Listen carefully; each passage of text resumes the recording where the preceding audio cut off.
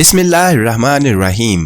अस्सलामुअलैकुम dear friends, हमारे channel Urdu story centre पर खुशामदीद। चैनल को सब्सक्राइब करें और न्यू वीडियोस के नोटिफिकेशन के लिए बेल आइकॉन को भी जरूर दबाएं।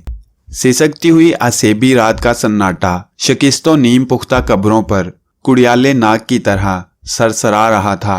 जा बजा फैले टुंड मुंड पेड़ों की शाखों से हवाएं टकराती तो यूं लगता जैसे पूरा कब्रिस्तान हौले हौले सांस ले रहा हो। एक नाकाबिले बयान सी नहूसत उन पेड़ों पर तारी थी। ये भारत के शहर अहमदाबाद का मुजाफाती इलाका था। ये पुरस्रार और दहशतनाक वाकया उस वक्त का है जब समंदर पार से बदेशी साम्राज्य अभी ताजरों का भेस बदलकर बरसगीर पर काबिज नहीं हुए थे। उन दिनों अहमदाबाद से बड़ौदा तक मंबा देवी के पुरस्रार पुजारियों की बहुतात थी। चक्रोता और हरद्वार के नीम पहाड़ी घने जंगलात में लोग अपने चेहरों पर भभोत मलकर माथे पर सिंदूर का नक्शा खींचे कई कई महीने जाप अलाप में मसरूफ रहते थे।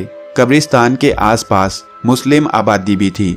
कब्रिस्तान से शुमाल की तरफ काफी आगे शमशान घाट था। कब्रिस्तान के तीन अतराफ में घना जंगल और चौथी सिमत तंबाकू और कपास के खेत थे। कब्रिस्तान के बिल्कुल वस्त में एक झोंपड़ी के अंदर से रोशनी फूट रही थी। लालटेन की यरकान ज़दा रोशनी उन दोनों अफराद के लरजीदा साए झोंपड़ी की शकिस्ता दीवार पर मुतहर्रिक किए हुए थे। उनमें एक बूढ़ा रहीमू और दूसरा उसका जवान बेटा रमू था। वो बोसीदा फर्श पर बैठे एक बड़े से थैले के अंदर इंसानी हड्डियों के पिंजर डाल रहे थे। फिर बूढ़े रहीमू ने अपने हाथ में पकड़ी हुई एक इंसानी खोपड़ी थैले के अंदर डाली और एक तरफ होकर बैठ गया। फिर जब तक उसने अपने कान में अटकी हुई बीड़ी निकालकर सुलगाई तब तक उसका बेटा रमू भी अपना काम खत्म करके थैले के सिरे को सतली की मदद से बंद कर चुका था। झोंपड़े के अंदर एक नाकाबिले बर्दाश्त बू फैली हुई थी, मगर ये दोनों गोरकन बाप बेटे उस बदबू से बेनियाज थे। बूढ़े रहीमू ने आधी बीड़ी पीने के बाद रमू की तरफ बढ़ाई और कांपते हुए बोला, इस बार तो सिर्फ एक थैला भर सका है, अब उस मोटे गोरखे की झाड़ तू ही सुनना। रमू ने जवाबन बेड़ी का कसीफ धुआं फिजा में उगला और बोला, तो हम क्या करें बापू, जितनी हड्डियां जमा हो सकी हमने कर दी। अब हम अपनी हड्डियां तो उसे थैले में भरकर देने से रहे। बेटे की बात सुनकर बूढ़े रहीमू को गुस्सा आ गया और बोला, तुझे फागन रलियां मनाने से फुर्सत मिले तो हड्डियां जमा हो सके ना। सारा दिन तो तू मंबा देवी के मंदिर के चक्कर लगाता रहता है, भला तेरा हिंदुओं के मंदिर में क्या काम। बाप की बात सुनकर रमू जैसे चटखारा भरते हुए बोला, अरे बापू, मैं तो वहाँ गोंगलू और अचार खाने जाता हूँ। सच बापू, बड़े मजे के होते हैं। मेरे तो मुंह में पानी भर आया। बस बस, पता है मुझे तू वहाँ किस वास्ते जाता है, सारा दिन विधवा नारियों को देखता है वहाँ जाकर। रहीमू ने हाथ नचाकर कहा तो रमू झींप कर खी खी करने लगा। फिर ठीक उसी लम्हे झोंपड़ी के बाहर हल्की सी आहट हुई और टाट के झूलते पर्दे का निचला सिरा जरा सिरका और एक मोटे जंगली बिल्ले जैसे जानवर का खौफनाक चेहरा नमूदार हुआ। कोई और होता तो इस करीह सूरत जानवर को देखकर खौफ से सिमट जाता, मगर रमू ने उसे देखते ही बड़े मायनेखेज अंदाज में अपनी बाछें फैला दी और पिचकार कर उस बदहैयत जानवर को अंदर बुला लिया। वो भी शायद इस अंदाज से मानूस था, लिहाजा फौरन ही अंदर आ गया। ये लगभग 4.5 फुट लंबा बिज्जू था जो अब रमू की गोद में अपना सर रगड़ते हुए वस्त में रखे इंसानी हड्डियों से भरे थैले को भूखी नजरों से देखे जा रहा था। रमू बड़े प्यार से उसके सर पर अपना हाथ फेरते हुए बोला, कुछ नहीं है इस थैले में, इसका सारा गोश्त तो तू पहले ही नोच कर चट कर चुका है। उसकी बात शायद बिज्जू ने समझ ली थी। अब वो जिस पुरस्रार अंदाज में वारिद हुआ था उसी तरह एक अंगड़ाई लेते हुए खामोशी से बाहर निकल गया। उसके निकलते ही रहीमू पहली बार तौसीफी लहजे में अपने बेटे से बोला, सारी जिंदगी में तूने एक यही ढंग का काम किया है रे कि इस मुर्दाखोर को सुधार लिया है। हाँ बापू, वरना जिस किस्म का काम हम करते हैं इसके बगैर तो बड़ी मुश्किल हो जाती हमें। रमू ने बाप की तायद की, मगर इसकी एक बात खराब है। रहीमू बोला, जब ये ज्यादा भूखा होता है तो कमबख्त कब्र से मुर्दा निकालकर गोश्त के साथ उसकी हड्डियां भी चबा डालता है। रमू ने बाप की बात पर कोई तबसरा ना किया। फिर थोड़ी देर गुजरी थी कि बाहर उन्हें किसी के मखसूस अंदाज में खांसने की आवाज़ सुनाई दी। इस आवाज पर दोनों ही ठिठके थे। आ गया वो मोटा गोरखा, रहीमू के मुंह से बेइख्तियार निकला। फिर उसने बैठे बैठे बुलंद आवाज में उसे पुकारा, आ जाओ लाला जी, अपना माल ले जाओ अंदर आके। उसके ये कहने की देर थी कि टाट का पर्दा हटा और एक मोटा सा शख्स अंदर दाखिल हुआ, जिसने खाकी रंग की ढीली ढाली पतलून पहन रखी थी। अंदर दाखिल होते ही उसने अपनी नाक पर रुमाल रख लिया था। शायद अंदर फैली हुई नागवार बू ने उसके दिमाग की रगें जला डाली थीं। वो खासा उजलत में दिखाई दे रहा था, लेकिन उसकी नजर थैले पर पड़ी तो वो बोला, ये क्या, सिर्फ एक? हाँ लाला जी, आज तो एक ही ले जाओ, अगली बार 2-3 दे देंगे।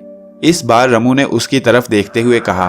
फिर जब उसने जमीन से वो हड्डियों भरा थैला उठाकर अपनी जेब से चंद बड़े नोट निकालते हुए रमू की तरफ बढ़ाए तो वो खासे शिकायती लहजे में दोनों बाप बेटों को मुखातिब करके बोला, पिछली बार तुमने मुझे बहुत ही पुराना माल दिया था, बिल्कुल खस्ता हड्डियां थीं, निकालते निकालते ही भुरभुराकर टूट गई थी।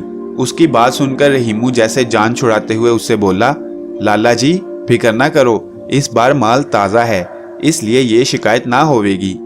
थोड़ी देर बाद गोरखा नागवारी से अपना सर झटकता हुआ झोंपड़ी से निकल गया।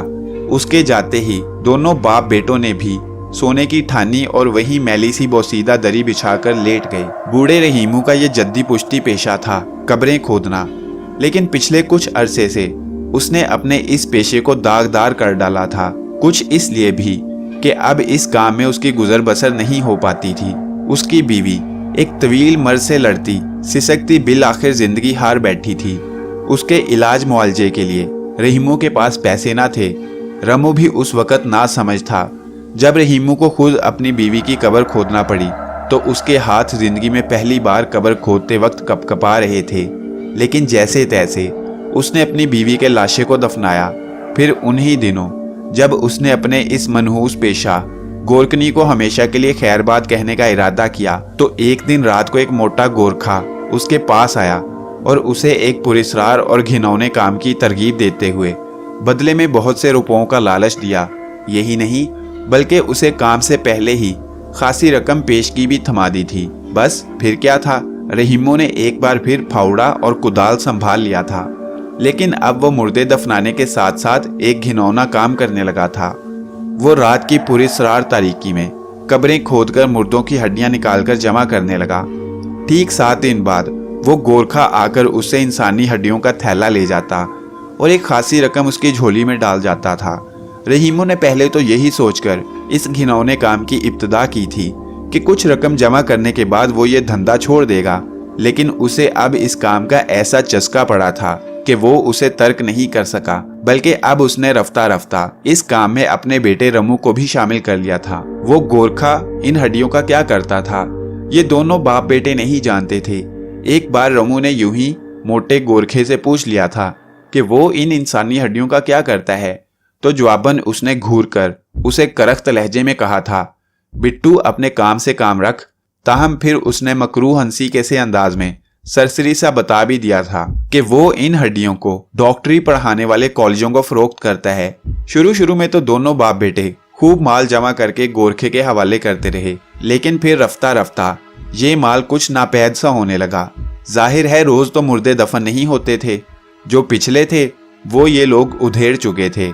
अब माल हासिल करने का ज्यादातर इन्हसार नए दफन होने वाले मुर्दों पर था। उनका मांस उधेड़ने में उन्हें खासी दिक्कत का सामना करना पड़ता था, लेकिन ये मसला भी कब्रिस्तान के बिज्जू ने हल कर डाला था। रमू ने जाने किस तरह उसे सुधा लिया था। अब जैसे ही कोई नई लाश दफन होती, ये दोनों बाप बेटे आधी रात के वक्त कब्र पर पहुंच जाते। बिज्जू भी उनके हमरा चीते की तरह अंगड़ाइयां लेता हुआ खरामा खरामा चलाता और बड़ी सफाई से कब्र के अंदर जा घुसता और अपनी थोथनी में मुर्दे के पाँव के अंगूठे को दबोचकर उसे पूरा का पूरा बाहर निकालता और जल्दी जल्दी सारा गोश्त चट कर जाता। फिर इसके बाद दोनों गोरकन बाप बेटे हड्डियों के उस पिंजर को अपने साथ ले जाते। अषाढ़ शुरू हो चुका था। ये दरमियाने मौसम की रात का जिक्र था।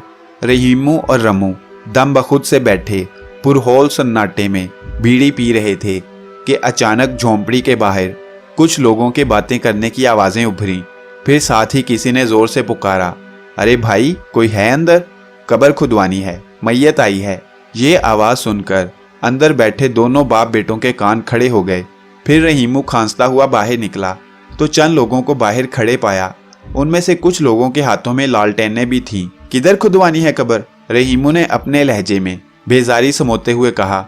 अरे भाई, हमें क्या पता, जगह तो तुम ही बताओगे, एक शख्स ने जवाबन कहा। तो रहीमू सर हिलाता हुआ दोबारा झोंपड़ी में आया और बेटे से बोला, चल उठ, लाश आई है, उठा फावड़ा। उसके लहजे में दबी दबी मुसर्रत अया थी। इसके बाद रहीमू ने एक बदनुमा बांस पर झूलती हुई लालटेन उठाई और बाहर आकर एक शख्स से बोला, आओ मेरे साथ, उधर कोने में एक जगह खाली है। मज़कूरा शख्स ने उसकी बात सुनकर फिर अपने साथ खड़े कुछ लोगों को मैयत लाने का कहा, जो उन्होंने करीब ही रखी थी। फिर ये सब लोग बूढ़े रहीमू के अकब में चल पड़े। फिर मतलूबा जगह पहुंचकर ये लोग रुक गए। रमू भी उनसे आ मिला था। चंद कब्रों के बीच एक जगह खाली थी। रमू अपने काम में जुट गया। बाकी सारे लोग दायरे की सूरत में खड़े हो गए। उन सब लोगों के चेहरों पर गमनाक खामोशी तारी थी। दोनों बाप बेटे मिलकर कब्र खोदने में मसरूफ थे। डरावनी रात दबे पांव गुजर रही थी।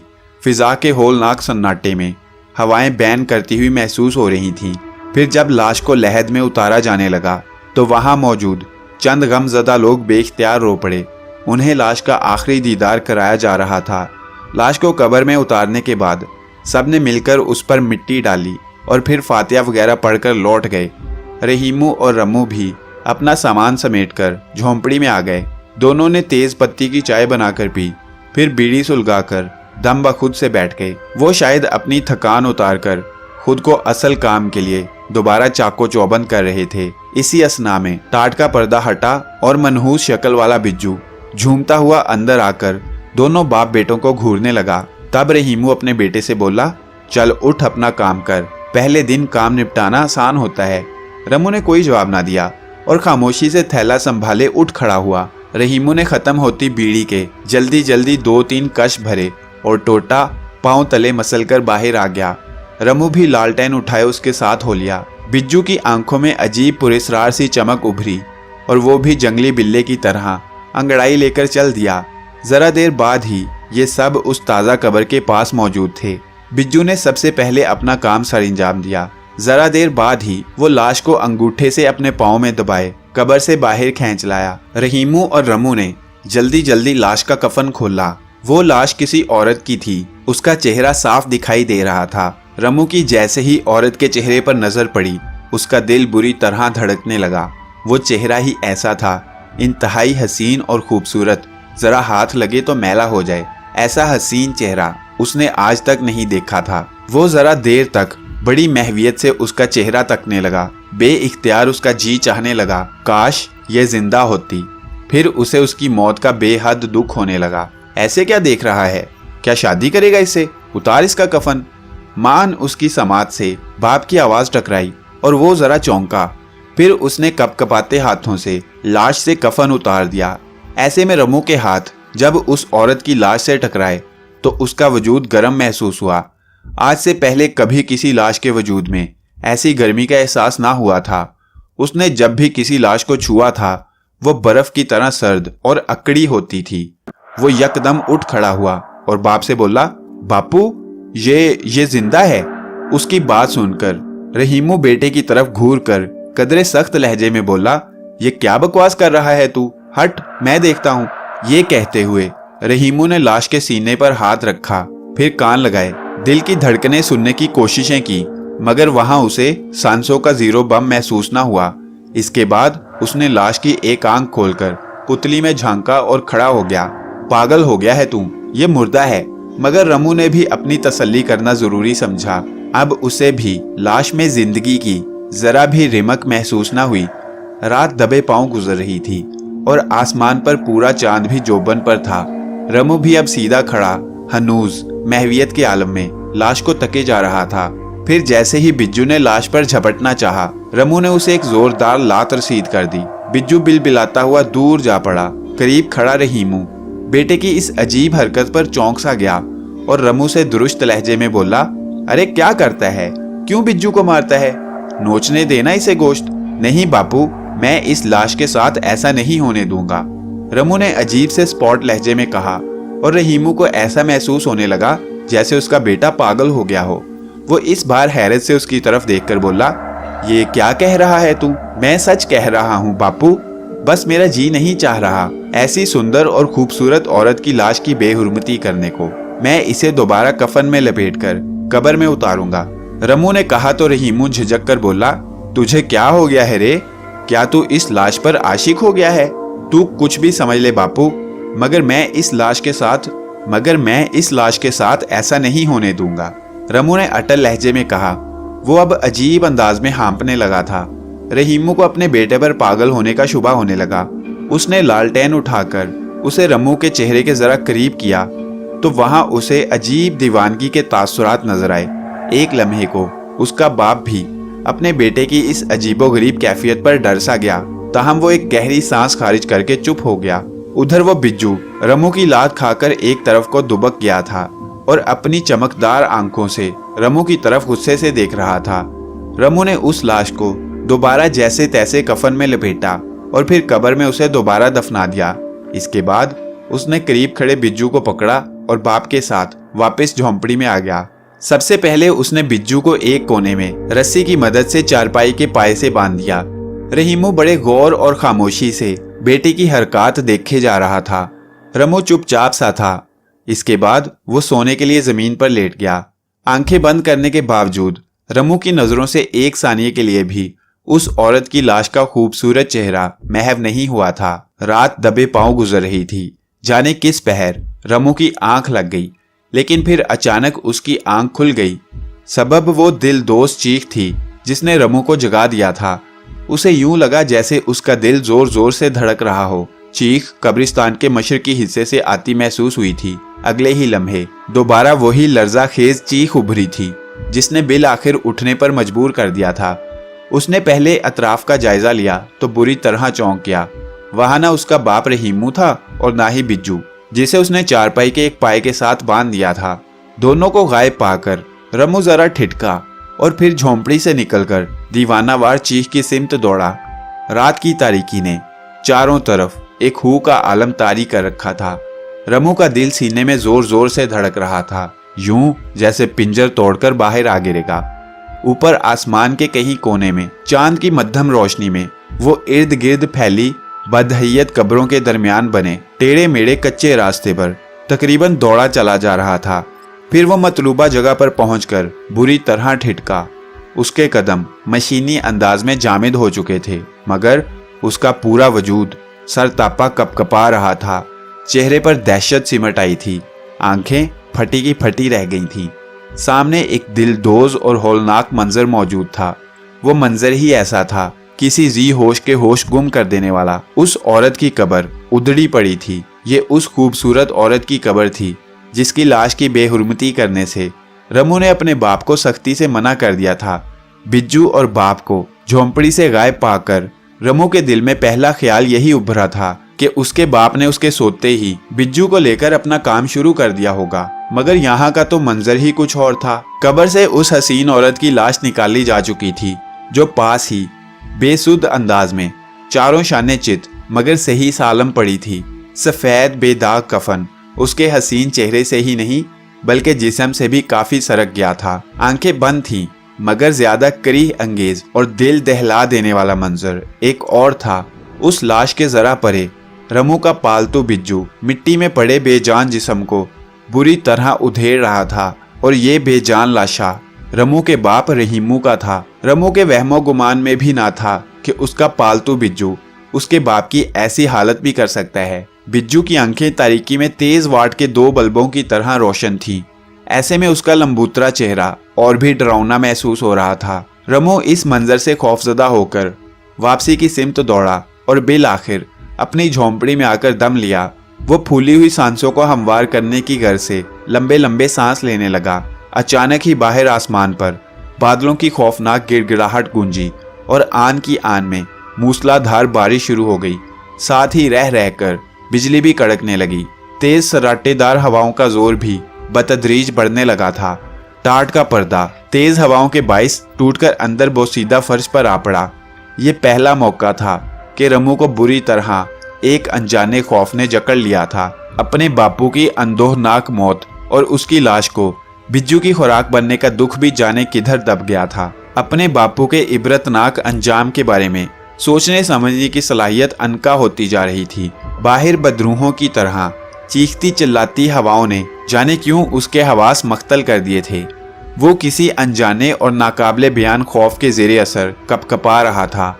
लालटेन कब की बुझ चुकी थी, अलबत्ता बाहर रह रहकर चमकने वाली बिजली की तेज रोशनी में झोंपड़ी के खुले चौखटे का रोशन रोशन साया बड़ा पुरस्कार मंजर पेश कर रहा था। रमू की सहमी हुई खौफजदा निगाहों ने झोंपड़ी के दरवाजे पर किसी का साया देखा। उसने डरते डरते जरा आगे खिसक कर दरवाजे की सिमत देखा तो जैसे बुत बन गया। झोंपड़ी के दरवाजे पर उस हसीन औरत की लाश खड़ी थी, कफन में लिपटी, जिंदा लाश। आंखें उसकी बंद थीं, मगर उसके बारीक गुलाबी होंठों पर हल्की सी मुस्कुराहट थी। रमू का तो जैसे दिल रुक गया, सांस भी ऊपर की ऊपर और नीचे की नीचे रह गई थी। आंखें मारे दहशत के इस कदर फैल गई थीं जैसे अभी हलकों से बाहर उबल पड़ेंगी। दफातन बिजली का जोरदार कड़का हुआ और लाश ने यकदम अपनी आंखें खोल दी और उधर रमू इस दहशतनाक मंजर की ताब ना लाते हुए एक चीख के साथ जमीन पर गिरता चला गया। रात अंधेरी और पुरसकूत थी। तूफान के बाद कब्रिस्तान में सन्नाटे और हू का आलम कुछ ज्यादा ही महसूस हो रहा था। अतराफ की कब्रों पर टुंड मुंड पेड़ों की सूखी शाखों से बारिश का पानी कतरों की सूरत में टपक रहा था। रात आखिरी पहर में दाखिल हो चुकी थी। रमू की झोंपड़ी से जरा दूर मगरबी सिमत में कब्रिस्तान की 4 फुट शिकस्ता दीवार पर नस्ब लकड़ी का साल खूरदा दरवाजा हौले हौले चिरचिरा रहा था। बारिश के बाद आसमान बिल्कुल साफ और रोशन हो गया था। मध्यम सी पुरस्कार चांदनी में एक साया कब्रिस्तान के उस शिकस्ता गेट से अंदर दाखिल हो रहा था। ये झुकी झुकी कमर वाला एक बारेश बूढ़ा था जिसने लंबा चोगा पहन रखा था, जिसके झुर्रियों भरे चेहरे पर एक अजीब सा नूर फैला हुआ था। उसके दाएं हाथ की उंगलियों में एक तस्बीह थी और उसकी कपकपाती उंगलियां दानों को घुमा रही थीं। उस बूढ़े के चेहरे पर कदरे तशवीश और परेशानी के तासुरात थे। उसकी सफ़ेद घनी भवों से ढकी हुई आंखें मुतलाशी अंदाज में इधर उधर घूम रही थीं। उसके बाएं हाथ में लाठी नुमा असा था जिसे वो कब्रिस्तान की गीली मिट्टी पर टेकता हुआ अंदर दाखिल हो रहा था। फिर वो एक खुली हुई कीचड़ ज़दा कब्र पर पहुंचकर रुक गया और बड़े गौर से कब्र की तरफ देखने लगा। ये उसी हसीन औरत की कब्र थी जिसके करीब ही एक इंसानी पिंजर भी मौजूद था। ये रमू के बदनसीब बाप की लाश थी जिसका सारा गोश्त बिज्जू और दीगर जानवर नोचकर चट कर चुके थे। उस हसीन औरत की लाश गायब थी। उस बूढ़े की आंखों में अब तशवीश के साए मजीद गहरे हो गए थे। फिर उसके कपकपाते होंठों से आवाज उभरी, ये बहुत बुरा हुआ। अंजना को किसने कब्र से निकाला? ये नहीं होना चाहिए था। या अल्लाह, हक की खैर फरमा, बातिल को रुसवा कर। इसके बाद वो बूढ़ा लाठी टेकता हुआ गैर मामूली तेजी के साथ आगे बढ़ने लगा। फिर वो रमू की झोंपड़ी के पास आकर रुक गया। इसके बाद वो झोंपड़ी के दरवाजे से अंदर दाखिल हुआ तो ठिठक कर रुक गया। क्या देखता है कि सामने बोसीदा जमीन पर एक इंतहाई पुरजमाल औरत बैठी रमू का सर अपनी गोद में लिए उसे होश में लाने के जतन कर रही है। जब उस बूढ़े पर उस औरत की निगाह पड़ी तो वो बुरी तरह चौंक गई।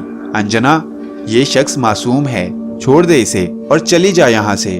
वो बूढ़ा दुरुस्त लहजे में उस औरत को मुखातिब करके बोला। अंजना नामी ये वही औरत थी जिसे देखकर रमू बेहोश होकर गिर पड़ा था।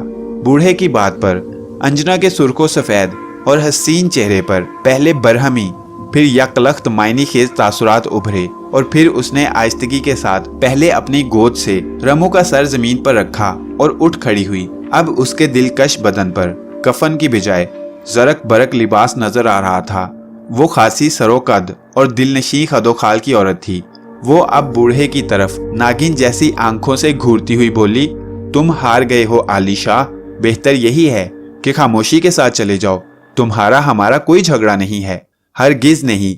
ऐ शैतान औरत, मैं इस मासूम इंसान को तुम लोगों की भींट नहीं चढ़ने दूंगा। मैं फिर कहता हूँ, दफा हो जाओ यहाँ से। बूढ़े ने जवाबन अंजना से पुरजलाल लहजे में कहा। फिर अचानक ही बूढ़े को अपने अकब में एक तेज कहकहा सुनाई दिया।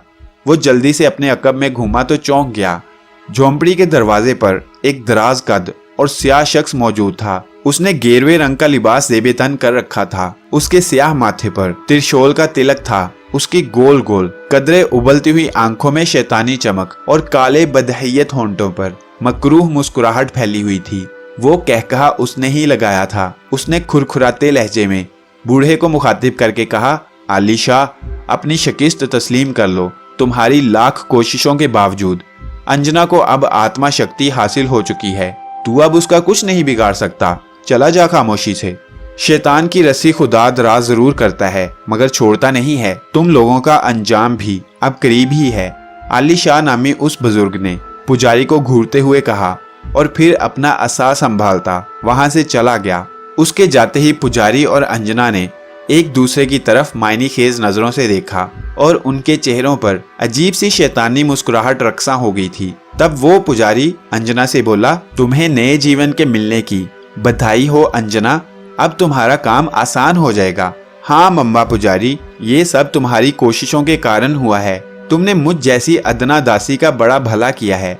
अब मैं अपने दुश्मनों से अच्छी तरह बदला ले सकूंगी। अंजना ने मम्बा पुजारी से तशक्कुर आमेज लहजे में कहा, मगर उसके अंदाज में आतिशे इंतकाम की चिंगारियां फूट रही थीं। नहीं, इसमें तुम्हारी तपस्या भी शामिल थी। मम्बा पुजारी ने खुरदरी आवाज में कहा और मजीद बोला, लेकिन अंजना, तुम्हें फिर भी उस बुढ़े आली शाह से होशियार रहना होगा। कमबख्त अब भी तुम्हें बांधने की शक्ति रखता है। उसने इस कब्रिस्तान के गिर्द एक हिसार खींच दिया है और तुम वो हिसार तोड़कर यहाँ से नहीं निकल सकती। तुम इस छोकरे रमू से निहायत चालाकी से काम लेना और बराहे रास्त उस बुढ़े आली शाह से टकराने की बजाय इसे आगे रखना। उसकी बात सुनकर अंजना के हसीन चेहरे पर मक्कार मुस्कुराहट ऊद कर आई और वो एक निगाह बेहोश पड़े रमू की तरफ देखकर मम्बा पुजारी से बोली, इसकी तुम चिंता ना करो। मैं इसे अपनी हसीन जुल्फों के जाल में इस तरह जकड़ लूंगी कि ये खुद ही आली शाह के खून का प्यासा हो जाएगा।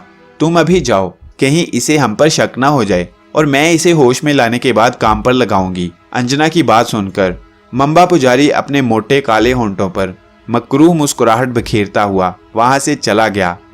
रमू की आंख खुली तो सुबह नमूदार हो चुकी थी। उसकी जब आंख खुली तो वो अपने सामने एक हसीन औरत को देखकर बुरी तरह ठिठक गया। वो उस हसीन औरत को पहचान गया था। पहले तो उसे अपने सामने जिंदा सलामत पाकर खौफजदा हुआ, मगर फिर एक ख्याल के तहत उसका दिल खुशियों से बिल्लियों उछलने लगा। फिर उसने देखा कि उस औरत की खूबसूरत आंखों में आंसू उतरे हुए थे और दिलकश चेहरे पर दुख के तासुरात फैले हुए थे। वो औरत अब सिसकियां भरते हुए रोने लगी थी। वो चारपाई पर बैठी थी। रमू उसे रोता देखकर बेचैन सा हो गया और फौरन उठकर उसकी जानिब बढ़ा और बोला, तुम कौन हो और क्यों रो रही हो? अंजना ने अपनी स्याह और नमनाक पलकें उठाकर रमू की तरफ एक नजर देखा और ग्लूगीर से लहजे में बोली, मेरा नाम परवीन है। मेरे साथ बहुत जुल्म हुआ है। क्या तुम मेरी मदद नहीं कर सकते? उसकी बात सुनकर रमू का दिल बेख्तियार पसीज गया और वो अपना कपकपाता हुआ एक हाथ उसके कंधे पर आहिस्तगी से धरते हुए बोला, तुम्हारे साथ क्या जुल्म हुआ है? मुझे बताओ, मैं तुम्हारी जरूर मदद करूंगा। सच? अंजना ने यकदम खुश होकर कहा और रमू का हाथ अपने नरमो नाजुक हाथों में ले लिया। एक हसीनो जमील औरत का कुर्ब रमू को शादा किए दे रहा था। अंजना अपने चेहरे पर गहरी गमनाकी तारी करते हुए बताने लगी, मैं एक गरीब बाप की बेटी हूँ और मुझसे धोखे से एक सुंदर दास नामी शख्स ने शादी कर ली थी और जब उसका दिल मुझसे भर गया तो उसने मुझे कत्ल करने की कोशिश की, मगर जिसे अल्लाह रखे उसे कौन चखे। मुझे मुर्दा समझकर उसने यहाँ जिंदा गाड़ दिया था। लेकिन इतना कहकर वो दोबारा सिसकने लगी तो रमू का दिल भी भर आया और वो मुलायमत से बोला, लेकिन क्या? सुंदर दास का एक बूढ़ा जासूस मेरी जान का दुश्मन बना हुआ है। उसने मुझे यहाँ जिंदा सलामत देख लिया है। अब वो सुंदर दास को सारी हकीकत बता देगा और फिर वो मुझे हलाक करने की कोशिश करेगा। ये बूढ़ा जादू का माहिर है। तुम बिल्कुल मत घबराओ परवीन, मैं हूं ना। मैं तुम्हारी खातिर अपनी जान भी कुर्बान कर दूंगा। रमू ने जोशीले लहजे में कहा और अंजना की आंखें यकदम चमक उठी और वो बेख्तियार रमू के करीब हो गई। रमू उसकी घनी जुल्फों की होश रुबा महक से बेहाल सा होने लगा। क्या तुम मुझसे शादी करोगे? मुझे एक सहारे की जरूरत है। मुझे पूरा यकीन है तुम जैसे बहादुर नौजवान की बीवी बनकर मेरा कोई कुछ नहीं बिगाड़ सकता। उसकी बात सुनकर रमू पर जैसे शादी मर्ग की सी कैफियत तारी होने लगी। वो ख्वाबो ख्याल में भी ऐसी हसीन औरत को हासिल करने की तमन्ना नहीं कर सकता था। हाँ हाँ, मैं तुमसे जरूर शादी करूंगा, उसने अपने हवास पर काबू पाते हुए जवाब दिया। अंजना के होंठों पर जवाबन दिल आवेज मुस्कुराहट फैल गई और आंखों में एक खास चमक उभर आई, मगर फिर वो अपने लहजे में तशवीश लाते हुए बोली, लेकिन मुझे उस बुढ़े जादूगर से डर लगता है। उसने मुझ पर अमल करके मुझे इसी कब्रिस्तान की चार दीवारी तक मैसूर कर दिया है। जाहिर है हमारा निकाह इस कब्रिस्तान में तो नहीं हो सकता ना, ये काम तो यहाँ से निकलने के बाद ही हो सकता है। अंजना ने निहायत मक्कारी और नाजो अंदाज से कहा और रमू की जोशो गुस्से के मारे सांस फूलने लगी। ये सब मक्कार अंजना के लहजे की कारिस्तानी थी। एक हसीनो जमील औरत के मुंह से रमू को बहादुर नौजवान का खिताब मिलना और फिर शादी पर रजामंद होना, ऐसे में रमू का सीना फूल जाना कोई अचंभे की बात नहीं थी। लिहाजा रमू जोशीले अंदाज में अपना सीना तान कर बोला, परवीन तुम फिक्र मत करो, मैं हूं ना, मैं उस बुढ़े जादूगर से अच्छी तरह निमट लूंगा। उसकी बात सुनकर मक्कार अंजना की आंखें चमकने लगीं। फिर जरा देर बाद रमू कदरे शर्माते और लजाते हुए अंदाज से बोला, क्या वाकई तुम मुझसे शादी करना चाहती हो? रमू को अभी तक यकीन नहीं आ रहा था। परवीन यानी अंजना जैसी हसीनो जमील औरत उसकी बीवी बनने को तैयार थी। रमू की बात पर अंजना ने एक खास अदा के साथ उसकी जानिब देखा और रमू ने उसकी खूबसूरत आंखों में खुमार आलूद पैगाम को महसूस करके अपनी नजरें झुका दी तो अंजना एक कातिल हंसी हंसकर बोली, रमू मेरी बात का यकीन करो, मेरा बस चले तो मैं अभी तुम्हारे साथ जाकर किसी करीबी मस्जिद में निकाह पढ़वा लूं, मगर जब तक वो बुढ़ा जादूगर खत्म नहीं हो जाता हमारी शादी नहीं हो सकती। ठीक है, तुम बेफिक्र रहो परवीन, उसे आने दो, मैं उससे निमट लूंगा अच्छी तरह। रमू ने दांत पीसते हुए कहा। दर हकीकत वो अब बड़ी संजीदगी के साथ उस बूढ़े आली शाह से निमटने के बारे में सोचने लगा था जो उसके बीच दीवार बना हुआ था। रमू का दिल बेचैन हुआ जा रहा था।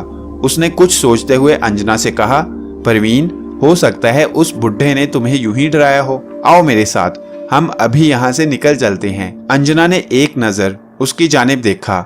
यकसानिये उसके चेहरे पर सोच की लकीरें उभरी और फिर वो उसके साथ चलने पर राजी हो गई। रमू और अंजना दोनों साथ साथ चलते हुए कब्रिस्तान के शिकस्ता गेट पर पहुंचकर रुक गए। रमू ने कदरे चौंक कर अंजना की तरफ देखा। अंजना के हसीन चेहरे पर अजीब खौफ और परेशानी के आसार नुमाया थे। वो रुककर खौफजदा सी नजरों से नीचे जमीन की तरफ तकने लगी। क्या हुआ परवीन, आओ, डरो नहीं, मैं हूं ना साथ। रमू ने उसका हौसला बढ़ाया तो परवीन यानी अंजना ने डरते डरते एक कदम गेट से बाहर निकाला तो अगले ही लम्हे वो एक तेज चीख के साथ उछलकर पीछे की जानिब यूं जा पड़ी जैसे उसको किसी ने जोर से धक्का दिया हो। रमू भी एक लम्हे को परेशान सा हो गया। अंजना को यूं गिरते देखकर वो भी काफी हद तक खौफजदा सा हो गया था, मगर एक खूबसूरत के सामने वो अपना खौफ जाहिर करना नहीं चाहता था, वो भी ऐसी औरत के सामने जो उसके साथ ब्याह करने पर तैयार थी। लिहाजा वो अपनी कैफियत पर काबू पाते हुए बिजली की सी तेजी के साथ जमीन पर गिरी अंजना की तरफ लपका। फिर अंजना को संभालने के दौरान उसने देखा कि उसका एक पांव एड़ी की तरफ से झुलसकर स्याह पड़ चुका था। अंजना के गोरे चिट्टे पांव की ये हालत देखकर पहली बार रमू के दिलो दिमाग में बूढ़े जादूगर के खिलाफ नफरत का अलाव सुलगा। देख लिया ना तुमने, बुढ़े ने किस तरह अपने जादू के जरिए मेरा यहाँ से निकलना नामुमकिन बना रखा है। अगर मैंने फिर दोबारा इस मनहूस कब्रिस्तान से बाहर कदम निकालने की कोशिश की तो जलकर राख हो जाऊंगी। अंजना ने तकरीबन कराहते हुए रूहानसी आवाज में कहा। भला रमू को ये क्यों कर मंजूर होता कि अंजना जैसी हसीन औरत का ये हशर हो। लिहाजा उसके चेहरे पर गहरी संजीदगी के आसार नुमाया होने लगे और दिल ही दिल में बुढ़े जादूगर को ठिकाने लगाने के मंसूबे पर गौर करने लगा। मैं उसे अब हलाक करके ही दम लूंगा, तुम फिक्र न करो परवीन, रमू ने मजबूत और अटल लहजे में कहा और अंजना को सहारा देते हुए वापस झोंपड़ी में ले आया। मक्कार अंजना के खूबसूरत गोरे गोरे पांव पे धब्बा देखकर रमू का गुस्सा आसमान को छूने लगा था और अंजना पर उसे तरस भी आने लगा था। अब उसने तहैया कर लिया था कि वो उस बुढ़े जादूगर को हलाक करके ही छोड़ेगा। वो उसे अपनी राह का कांटा समझने लगा था। इसी असना में रमू ने कुछ पत्तों का लेप तैयार करके अंजना के झुलसे हुए पांव पर मसल दिया और फिर कुछ सोचकर बोला, परवीन एक बात तो बताओ, क्या मुझ जैसा एक आम आदमी उस बूढ़े जादूगर को हलाक कर सकेगा? बिल्कुल तुम ये काम कर सकते हो, बल्कि तुम ही तो उसे हलाक करने की सकत रखते हो। उसकी बात पर अंजना फौरन बोली और फिर जैसे अचानक उसे एहसास हुआ कि उसे दूसरे तरीके से रमू को जवाब देना चाहिए था, ताहम तीर कमान से निकल चुका था। लिहाजा रमू उसकी बात पर कदरे चौंक कर अंजना से बोला, क्या मतलब? मैं भला एक जादूगर को हलाक करने की किस तरह सकत रखता हूँ? रमू ने कहा और फिर जैसे अपनी बात पर उसे बुज़दिली का एहसास हुआ तो वो दोबारा बोला, बहरहाल तुम मत घबराओ परवीन, मैं उसका पत्ता साफ करके ही दम लूंगा। उसकी बात सुनकर मक्कार अंजना ने इत्मीनान का सांस लिया और मखमूर सी मुस्कुराहट के साथ रमू की जानिब तकने लगी। फिर लोहा गर्म देखते हुए उसके करीब आई और बोली, ये सब जरूरी है रमू, क्योंकि उस बूढ़े जादूगर के मरने के बाद हम दोनों शादी कर सकते हैं, नहीं तो वो कमीना सुंदर दास उस बूढ़े जादूगर की मदद से मुझे हलाक करवा देगा। रमू अब संजीदगी से आली शाह को कत्ल करने के मंसूबे पर गौर करने लगा। ये उसी दिन की खामोश और उजाड़ पुरस्रार शाम का जिक्र था। रमू और अंजना आपस में मीठी मीठी बातों में मशगूल थे। अंजना अब उसे पूरी तरह आली शाह के कत्ल पर आमादा कर चुकी थी। उसी वक्त अंजना जरा चौंकी, उसके चेहरे पर अब अजीब सी बेचैनी फैल गई। फिर वो सरसराते लहजे में रमू से बोली, रमू कोई इस तरफ आ रहा है, शायद वही जादूगर है। ये कहते हुए वो झोंपड़ी से बाहर आ गई और रमू भी बाहर निकल आया। सामने आली शाह मौजूद था, जो कहर आलूद नजरों से अंजना को घूरे जा रहा था। फिर मक्कार अंजना ने धीरे से पास खड़े रमू से सरगोशी की, रमू होशियार हो जाओ। ये सुनने की देर थी कि रमू गुस्से से फूंकता हुआ झोंपड़ी के अंदर आया और उसने अपनी कुदाल उठा ली। उधर अचानक उसे बाहर अंजना के गिड़गिड़ाने की आवाज आई। वो शायद आली शाह से मुखातिब थी। मेरा पीछा छोड़ दो, खुदा के लिए, मैं अब रमू के साथ पुरसुकून जिंदगी बसर करना चाहती हूँ। रमू अंजना की इल्तिजा पर कुड़ने लगा और साथ ही उसका गुस्सा भी सवा होने लगा। उस वक्त उसे बाहर से जादूगर की कहर आलूद आवाज सुनाई दी। वो अंजना से कह रहा था, अपनी गंदी जुबान पर खुदा का नाम मत ला, तू एक शैतानी रूह है और जहन्नुम तेरा मुकद्दर है। तब रमू ने बिना सोचे समझे एक कुदाल उठाई और आन की आन में वो आली शाह के सर पर पहुंच गया। फिर इससे पहले कि आली शाह कुछ समझता, रमू ने दोनों हाथों से कुदाल थामकर आली शाह के सर पर दे मारी। कुदाल के वार से आली शाह की खोपड़ी चिटक गई और वो जब तेवरा कर जमीन पर गिरा तो बेख्तियार उसके लबों से अल्लाह निकला। वो मर चुका था। रमू आली शाह की जुबान से अल्लाह सुनकर बुरी तरह लरस गया। उसका गुस्सा अब हवा हो चुका था। कुदाल उसके हाथों से छूट गई और उस पर हैबतनाक कपकपाहट तारी हो गई, मगर उसके अकब में खड़ी अंजना के होंठों पर शैतानी मुस्कुराहट नमूदार हो गई थी। बाबा आली शाह कुदाल के एक ही वार से मर चुका था। रमू के हाथ से कुदाल छूटकर गिर चुकी थी। वो सरतापा लर्जा बरांदम था। उसकी नजरें बाबा आली शाह के चेहरे पर जैसे जमकर रह गई थीं। बाबा आली शाह के लबों से बरामद होने वाले आखिरी लफ्ज अल्लाह ने रमू को अंदर से बुरी तरह झंझोड़ कर रख दिया था। पास खड़ी मक्कार अंजना ने भी ये लफ्ज सुन लिया था। उसने शातिर नजरों से रमू के चेहरे की तरफ देखा, गोया उसकी जहनी कैफियत का अंदाजा लगाने की कोशिश कर रही हो। उसे रमू के खामोश चेहरे पर उलझन आमेज तासुरात नजर आए। पछतावे की झलक भी उसकी फटी फटी आंखों में करवटें ले रही थी। ऐसे में फौरन अंजना ने रमू को मजीद किसी सोच में मुब्तला न होने दिया और बोली, रमू तुम्हें क्या हो गया है, जल्दी करो, इस जादूगर की लाश को कब्र खोदकर यहीं दफना दो। रमू अंजना की बात सुनकर चौंका, फिर उलझन आमेज परेशानी से बोला, परवीन तुम तो कहती थी कि ये बुढ़ा कोई जादूगर था, मगर मरते समय उसने अल्लाह का नाम क्यों लिया था? ये एक ऐसा सवाल था जिसने अंजना को यकदम परेशान कर डाला था। ताहम वह रमू की जानिब नशीली निगाहों से देखते हुए मासूम लहजे में बोली, रमू तुम वाकई सीधे साधे इंसान हो। ये भी उस जादूगर की एक चाल थी, तुम्हारा जहन भटकाने और मुझसे बददिल करने की। तुम भूल गए, मुझे भी एक ऐसे ही शैतान ने धोखे से लूटा था और जब मुझे उसकी असलियत का पता चला तो उसने इस जादूगर की मदद से मुझे हलाक करने की कोशिश की थी। अंजना ने इतना कहा, फिर अपने हुस्न के जाल का घेरा रमू के गिर्द मजीद तंग कर दिया। उसके नर्मो गुदाज महकते दमकते कुर्ब ने रमू की सोचने समझने की सलाहियतों को नाकारा बना डाला। अंजना अपने लहजे में दुनिया जहान की शीरीनी समेटते हुए दोबारा बोली, रमू, अगर तुम्हें मेरी बात का यकीन नहीं तो अभी मेरे साथ चलो, मैं तुम्हें उस बदबख्त सुंदर दास के घर लिए चलती हूँ। तुम अपनी आंखों से देखना, मुझे देखकर उसकी हालत क्या होती है। अंजना की बात सुनकर रमू को एहसास हुआ कि उसने ये बात कहकर शायद परवीन का दिल दुखाया था और उस पर शुबा किया था। लिहाजा वो परवीन का दिल रखते हुए मुलायमत से बोला, नहीं परवीन, ऐसा नहीं है, मुझे तुम पर, तुम्हारी मोहब्बत पर पूरा यकीन है। अब तुम जो कहोगी मैं वही करूंगा। अंजना की आंखें इस बात पर यकदम चमक उठी। बधाई हो अंजना, तुम्हारे रास्ते का सबसे बड़ा कांटा बाबा आली शाह भी निकल गया। अब तुम अपने दुश्मनों से जी खोलकर इंतकाम ले सकती हो। मंबा पुजारी ने मुसरत भरे लहजे में अंजना से कहा और जवाबन अंजना के दिलकश होंठों पर सफाक मुस्कुराहट रक्सा हो गई। उस वक्त रात आधी से ज्यादा गुजर चुकी थी। हर तरफ सन्नाटा तारी था।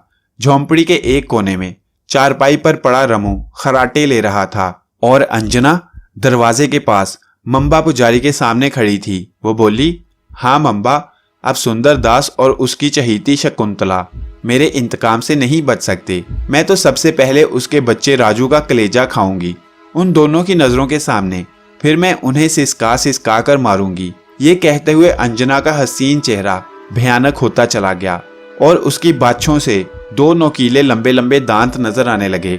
मंबा पुजारी भी उसकी बदलती शक्ल देखकर मकरू अंदाज में हंसने लगा। फिर बोला, अच्छा, अब तुम इस अहमक रमू से भी जान छुड़ा लो। इससे हमने जो काम लेना था वो ले लिया, अब इसका कांटा साफ करो। नहीं मंबा, अभी मुझे इससे और काम भी लेना है। शहर जाने के लिए मुझे अभी इसी के सहारे की जरूरत है, अंजना ने कहा। और फिर जरा देर बाद मंबा पुजारी अस्बात में सर हिलाता हुआ वहां से चला गया। रमू के अतराफ में गहरी धुंध सी छाई हुई थी। उसे अपना वजूद दिखाई नहीं दे रहा था, मगर वो सब कुछ देख रहा था। फिर अचानक उसे धुंध में एक नौरानी चेहरा नजर आया, जिसे देखकर वो कांप गया। ये नौरानी चेहरा बाबा आली शाह का था। उनकी दूधिया घनी भवों से ढकी हुई आंखें बंद थीं और बारेश चेहरे पर बला का सुकून छाया हुआ था। फिर उनके होंठ मुतहर्रिक हुए। वो रमू से मुखातिब थे, बेटे, मैंने तुम्हें अपना खून माफ किया और अल्लाह ताला भी तुझ पर रहम फरमाए। बाबा आली शाह के अल्फाज पर रमू के दिल में अब खौफ की बजाय एक दर्द सा सिमट आया, पछतावे का दर्द। फिर उसकी आंखों में बेइख्तियार आंसू उमड़ आए। ये एहसास नदामत के आंसू थे। जब वो बोला तो उसकी आवाज में वाज़े तौर पर इर्ताश था, बाबा, मुझे माफ कर देना, मैं तुम्हारा मुजरिम, तुम्हारा कातिल हूँ। मैंने एक औरत की खातिर बेगुनाह आपकी जान ले ली। मेरी बात गौर से सुनो। अचानक बाबा आली शाह ने रमू की बात नजरअंदाज करते हुए कहा, अब भी वक्त है, होशियार हो जाओ। वो चालाक औरत दर हकीकत एक धुतकारी हुई गंदी बदरू है। तुम्हें बड़ी चालाकी के साथ उसका खात्मा करना होगा, वरना तुम्हारी जिंदगी भी खतरे में पड़ सकती है। वो तुम्हारे साथ मिलकर सबसे पहले सुंदर दास, उसकी बीवी शकुंतला और उसके छोटे बच्चे को हलाक करने की कोशिश करेगी, मगर उसके इंतकाम की आग फिर भी सर्द ना होगी और फिर वो हर नए नवेले शादीशुदा मासूम और बेगुनाह लोगों को अपने ना ख़त्म होने वाले इंतकाम का निशाना बनाती रहेगी। मगर तुम ऐसा नहीं होने देना। इस नेक काम में तुम्हारी बख्शिश है। बाबा आली शाह इतना कहकर खामोश हुए तो रमू जोशीले अंदाज में बोला, बाबा, मैं ऐसा ही करूँगा, उस बदजात औरत को ख़त्म करके ही रहूँगा। लेकिन बाबा, क्या आप मुझे ये बताओगे कि परवीन ऐसा क्यों चाह रही है? वो आखिर है कौन? वो अपना इंतकाम लेने के लिए क्यों बेचैन है? रमू के पूछने पर बाबा पुरजलाल लहजे में बोले, हाँ, तुम्हें ये बताना भी जरूरी है ताकि तुम उसकी असल हकीकत जान लो। लेकिन सबसे पहले ये बात जान लो कि उस बदजात औरत का नाम परवीन नहीं, अंजना है। वो सुंदर दास की बीवी थी, फिर उसकी अपने शौहर के साथ नहीं बनी। इसमें भी ज्यादा कसूर खुद अंजना का ही था। वो एक आज़ाद ख्याल लड़की थी, जबकि सुंदर दास एक शरीफ आदमी था। बाद में उसने अंजना के करतूतों से तंग आकर उसे तलाक दे दी और शकुंतला से दूसरी शादी कर ली। अंजना गमो गुस्से से पागल हो गई। फिर न जाने किस तरह उसने मंबा पुजारी से राहो रस्म इस्तवार किए। मंबा पुजारी एक शैतान शख्स है और कई पुरस्रार कुव्वतों का मालिक है। उसने अंजना को आत्मा शक्ति दिलाने का वादा करते हुए उसे नसीहत की कि आत्मा शक्ति हासिल करने से पहले एक कड़ी शर्त पूरी करना होगी। यानी अंजना को अपनी जिंदगी का खुद अपने हाथों खात्मा करना पड़ेगा ताकि दोबारा वो एक नया जन्म ले सके। लेकिन इसके लिए ये ज़रूरी था कि मरने के बाद उसका शरीर सही सलामत रहे, जिसके लिए ये ज़रूरी था कि पहले वो किसी मुसलमान शख्स की बीवी बन जाए ताकि जब अंजना अपनी ज़िंदगी का खात्मा करे तो उसे कब्र नसीब हो सके। बसूरत दीगर उसकी लाश को जलती हुई चिता पर रख दिया जाएगा। यहाँ आत्मा शक्ति की शर्त पूरी नहीं हो सकेगी और ताउम्र आत्मा शक्ति हासिल नहीं कर सकेगी। लिहाजा अंजना ने मंबा पुजारी की नसीहत पर अमल करते हुए एक मुसलमान शख्स से शादी रचा ली और अपना नाम भी अंजना से बदलकर परवीन रख लिया। शादी के बाद अंजना ने मंबा पुजारी के कहने के मुताबिक अपनी जिंदगी का खात्मा कर लिया। फिर मंबा पुजारी ने अंजना के मुर्दा शरीर पर अमल किया, मगर मैं उसकी राह में आ गया। मगर तुम्हारी नादानी की वजह से अंजना दोबारा जिंदा हो गई, जिसकी सजा तुम्हारे बापू ने भी भुगत ली। और बाद में अंजना ने बड़ी चालाकी से तुम्हें भी अपने साथ मिला लिया और मेरा भी खात्मा कर डाला। मगर अब तुम होशियार रहना, अंजना अब किसी भी वक्त तुम्हें भी हलाक कर सकती है। बाबा अली शाह ने इतना कहा और खामोश हो गए। रमू ये सारी कहानी सुनकर बड़ा हैरान और परेशान हुआ। तब वो बोला, बाबा मैं अब अंजना का किस तरह मुकाबला करूंगा, क्योंकि वो तो अब एक शैतानी रूह का रूप धार चुकी है। रमू की बात सुनकर बाबा अली शाह ने कहा, इसके लिए अब तुम्हें भी जरा होशियारी और चालाकी से काम लेना होगा। तुम ऐसा करना, कब्रिस्तान के बाहर मेरी कुटिया है, तुम्हें वहां एक तावीज़ मिलेगा। तुम सबसे पहले उसे अपने दाएं बाजू पर बांध लेना। इसके बाद किसी तरह सुंदरदास के यहाँ जाना और उसे अंजना से खबरदार करने की कोशिश करना। फिर उस कब्रिस्तान के बाहर कहीं एक गड्ढा खोदना और अंजना को उसके अंदर धकेलकर उसे आग लगा देना। इस तरह वो हमेशा के लिए जलकर भस्म हो जाएगी। इसके बाद बाबा अली शाह का चेहरा गायब हो गया। रमू ने हड़बड़ाकर अपनी आंखें खोली तो उस वक्त सुबह हो चुकी थी। चंद लम्हे तो उसकी समझ में कुछ ना आया, मगर फिर जहन पर जरा जोर देने के बाद उसे अंदाजा हुआ कि उसने कोई ख्वाब देखा था और बाबा अली शाह से वो हम कलाम हुआ था। पहले तो उसे अपने ख्वाब पर यकीन न आया, मगर फिर धीरे धीरे उसे यकीन होने लगा कि उसका ख्वाब बिल्कुल सच्चा था। तब उसने मुसम्मम इरादा कर लिया कि वो अली शाह बाबा की नसीहत पर जरूर अमल करेगा। उसे अब अपने किए पर पछतावा होने लगा था कि उसने बेगुनाह बाबा अली शाह को मौत के घाट उतारा। लेकिन अब वो अपने इस भयानक जुर्म का अजाला अंजना को हलाक करने की सूरत में करना चाहता था। जब उसकी आंख खुली तो अंजना उसके करीब ही मौजूद थी। रमू ने उसे जरा भी शक न होने दिया और उसके साथ इस तरह पेश आता रहा जैसे वो उसका दीवाना हो। इसके बाद रमू चालाकी के साथ कब्रिस्तान से बाहर निकल आया और अकेला बाबा अली शाह की बताई हुई कुटिया की तरफ चल दिया। कुटिया पहुंचकर उसने वो तावीज़ ढूंढा और उसे फौरन अपने दाएं बाजू पर बांध लिया। अब उसने उसी वक्त शहर जाकर सुंदरदास से मिलने का इरादा किया और वापस कब्रिस्तान लौटने की बजाय सीधा शहर जाने वाली लारी में सवार हो गया। बाबा ने रात वाले ख्वाब में रमू को सुंदरदास के घर का पता बता दिया था। वो मतलूबा कॉलोनी पहुंचकर बस से उतर आया। अहमदाबाद खासा बड़ा शहर था। यहाँ मुसलमानों की तादाद ज्यादा थी, हिंदू घराने भी काफी आबाद थे। रमू अब सुंदरदास का घर ढूंढने लगा। इस दौरान अचानक उसे शक गुजरा कि कोई उसका ताकुब कर रहा है। वो एक लंबा तड़ंगा और मोटा काला शख्स था। कई बार उसने उस शख्स को अपनी जानिब तेज नजरों से घूरते हुए भी महसूस किया। ये मंबा पुजारी था, मगर रमू उसे नहीं जानता था, इसीलिए उसने इस तरफ कोई खास तवज्जो न दी। और बिल आखिर जरा देर बाद वो सुंदरदास के दरवाजे पर खड़ा कॉल बेल बजा रहा था। दरवाजा मुलाजिम ने खोला था। सर से पांव तक रमू का जायजा लेने के बाद उसने कदरे बेजारी से पूछा, किससे मिलना है? मैं सुंदरदास से मिलना चाहता हूँ। रमू ने कदरे झिझकते हुए कहा, वो तो इस वक्त घर पर नहीं है। मुलाजिम ने कहा, कोई बात नहीं, मैं उनका इंतजार कर लूंगा। दरअसल मुझे उनसे जरूरी बात करनी है। इस वक्त सिर्फ उनकी पत्नी घर पर मौजूद हैं। तुम फिर किसी वक्त आ जाना।